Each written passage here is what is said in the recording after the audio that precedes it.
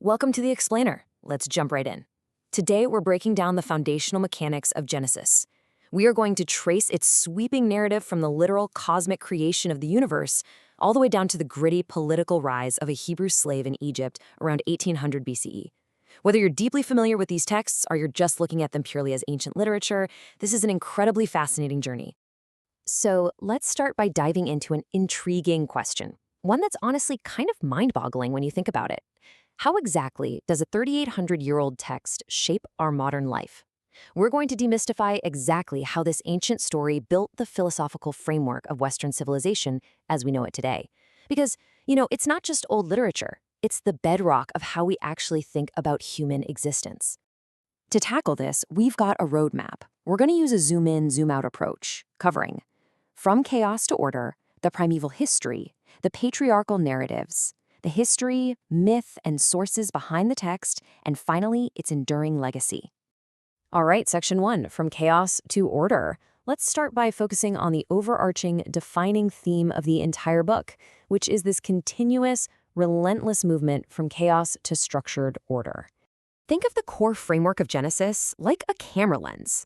The book is split right down the middle into two very distinct lenses. On one side, we have the primeval history, covering chapters 1 through 11. This is your macro view, a massive, universal exploration of humanity, nature, and the cosmos itself. But then, on the other side, starting right at chapter 12, we get the patriarchal history. The camera zooms way in. This is the micro view, a highly focused narrative tracing just one single chosen lineage. You literally go from the scope of the entire universe down to one specific family tree. Moving into Section 2, the primeval history. Let's take a closer look through that first universal lens, covering foundational chapters 1 through 11. Okay, so the crucial point in the dual creation accounts of chapters 1 and 2 is this unifying concept, imago Dei. And what's really fascinating here is the sheer contrast with the culture of the time. In other ancient myths, humans were often created merely as grunt labor for lazy, demanding gods. But here, Imago Dei establishes that humanity is created in the divine image, which effectively cements the inherent dignity of all human beings right from page 1. It's a real game changer that brings together chapter 1's transcendent God and chapter 2's highly interactive God under one central truth. And this brilliant setup triggers a huge domino effect across the progression of the human condition, mapped out in 3 massive steps. Step 1 is the fall in chapter 3. The acquisition of knowledge here isn't just about eating a fruit. It represents a profound loss of innocence and introduces moral autonomy. Step 2 is the flood. This is a terrifying cosmic reset driven by divine regret over human corruption, ending in a surviving covenant symbolized by the rainbow. Finally, step 3 is the Tower of Babel. This step explains our diverse cultures by highlighting the eternal tension between human hubris, our arrogant desire to centralize all the power, and the divine mandate for distribution. Which brings us to Section 3, the Patriarchal Narratives. We're completely shifting our focus now from the cosmos to the messy, complicated, deeply human reality of the chosen lineage in chapters 12 through 50. We are not dealing with perfect, untouchable statues here. The narrative presents highly flawed heroes. This is absolutely vital to understand. Their election is based entirely on a covenant rather than any sort of human perfection. First, we have Abraham, centered around the massive covenant promise of land and descendants, peaking at the Akedah, that grueling test pitting loyalty against morality. Then we move to Isaac and Jacob, whose lives are defined by intense physical struggle and deception. Jacob literally wears animal skins to trick his blind father into giving him a blessing. Finally, the tone shifts drastically with Joseph. His story reads almost like a historical political thriller, focusing on divine providence operating through immense human suffering to achieve this incredible political ascent in Egypt. Now, nestled right within that messy lineage is a pivotal moment of transformation, the definition of the name Israel, which literally translates to struggles with God. This new name was given to Jacob after an actual, all-night physical wrestling match with a divine being. This defining, visceral moment of physical and spiritual struggle isn't just a quirky character detail either.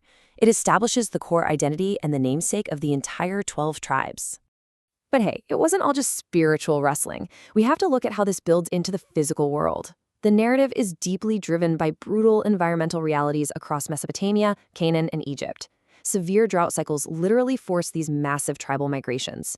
People had to move toward fertile zones just to survive, which is exactly what we see happen during the famine in Joseph's time. We also see constant tribal conflicts sparking over something as basic as access to water sources. These geographical routes perfectly map out the incredibly tough socioeconomic realities of early nomadic pastoralists. Shifting gears now to Section 4, History, Myth, and Sources. We are going to zoom out and do some literary detective work behind the text itself.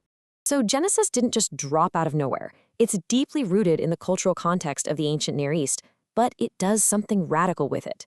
Ancient myths like the Babylonian creation myth, the Enuma Elish, and the Epic of Gilgamesh share structural motifs with Genesis, like ordering the cosmos from chaos waters, or a massive flood narrative that is structurally almost identical to the Noah account.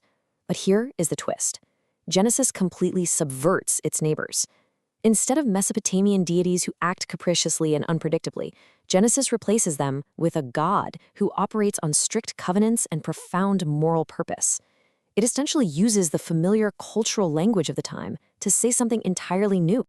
When scholars reverse engineer this text, they treat it like a literary mystery, relying on what's called the documentary hypothesis. They identify Genesis as this brilliantly woven compilation drawn from 4 distinct oral traditions. First, you have J, the Yahwist source, bringing a highly personal God and rich character-driven narratives. Then E, the Elohist source, characterized by a more distant divine presence, lots of prophetic elements, and dreams. P is the priestly source. This is where you get the heavy emphasis on order, genealogies, and structural boundaries. And finally, D, the Deuteronomist, whose broader theological influences are sprinkled right into the final compilation. Each source brings its own unique theological flavor to the text we read today. When you look under the hood, you can actually see the mathematical and symbolic structure holding this compiled text together. The repetition of numbers like 7 and 40 isn't random at all. They signify completeness or transformation. Names are incredibly powerful. They literally denote destiny, like Abraham meaning father of many. And you know those incredibly long, hard-to-read genealogies that generally put people to sleep? They aren't just filler. They functioned as critical, essential tools for establishing political and tribal legitimacy in the ancient world. Every single piece has an underlying meaning and function. Finally, Section 5, the enduring legacy. Let's pan all the way back out to look at the big picture for our last section. Impartially speaking, there are 2 distinct ways to view this text. On one side, the neutral academic view sees Genesis as a layered compilation of oral traditions. It views the primeval history as utilizing regional mythic structures to convey theological truths, and the patriarchal accounts as preserving cultural memories of migrations rather than strict literal history. On the other side, you have the traditional view, which holds this text as a foundational, divinely inspired record of God's literal covenantal relationship with humanity and the Israelites. But honestly, the incredible thing is that regardless of which lens you look through, both acknowledge that its impact on the world is absolutely monumental. And that brings us to why this matters for us today. Genesis remains entirely relevant because it literally built the modern philosophical frameworks for Western civilization. Think about it. It established our modern concepts of human dignity through ideas like Imago Dei. It established the heavy reality of our own moral responsibility. It maps out the agonizing, ongoing tension between divine sovereignty and human free will. And perhaps most strikingly, it explored the immense psychological burdens of civilization and knowledge that we all still carry around with us. So, I'm going to leave you with this final thought to ponder. As you navigate your own life, consider how deeply this 3,800-year-old journey from the chaos of cosmic waters to the structured order of civilization still echoes in our modern lives.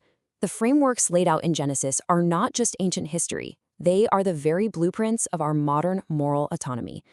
Thanks for joining me on this explainer, and keep exploring.